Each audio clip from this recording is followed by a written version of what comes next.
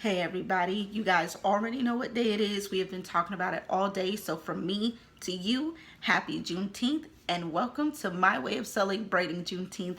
This is the first of my video series, 30 Days of Juneteenth, and I'll explain the 30 Days of Juneteenth later. But first, let's talk about Juneteenth, okay? So, June 19th, 1865 is a very important day in not just African American history, but in American history as a whole. This is the day that the slaves were free. Okay, you understand that. But why is that so important? Well, 2 to 2.5 years before Juneteenth happened, there was this dude, right? And so he drew up this document. He made it all spiffy, dotted the I's, crossed the T's, signed his name. This document became known as the Emancipation Proclamation, and it was signed January 1st, 1863. This document here was supposed to free all slaves. So there were people across the land that were like, you know what? Abe is right. We're going to go ahead and set them free. But then people down south was like, Abe want us to do what?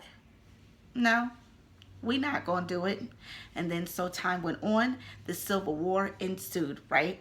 So after the Civil War was over, there was a major general by the name of Gordon Granger. He went down there with a small group of Union soldiers to Galveston, Texas to let these slave owners know, like, listen, the war is over. You have to let them go.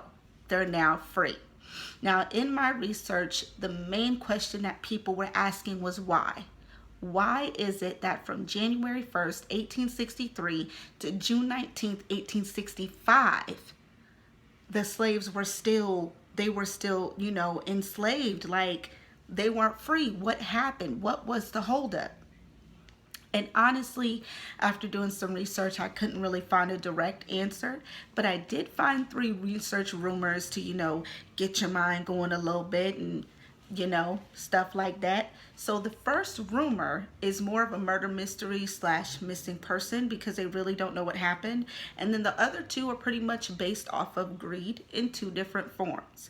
Now, the first rumor, which is the murder mystery, is that right after the Civil War ended, there was a messenger that was actually sent to Galveston to deliver the news. But this person never got there. They don't know what happened to him. He never made it back to whatever home base was. So they assumed that he was murdered. He's missing, still don't know what happened to him to this day.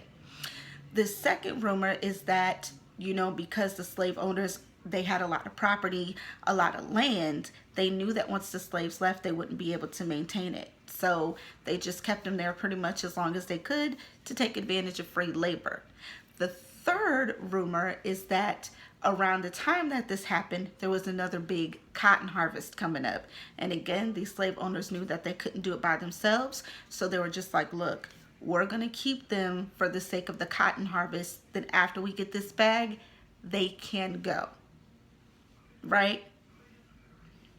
They can go? Really? Okay, so that's pretty much all the information that I found regarding the meaning behind Juneteenth.